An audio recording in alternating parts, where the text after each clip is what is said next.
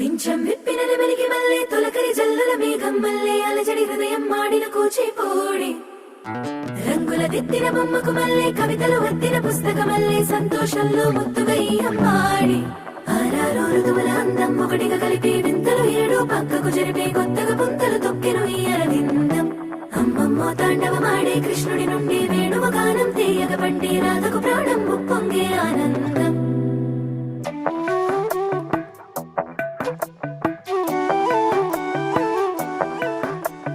మధురము కదా ప్రతొక నడక నీతో కలిసేలా తరగని కథ మనదే కనుక మనసు మురిసినిలా ఉసురేమో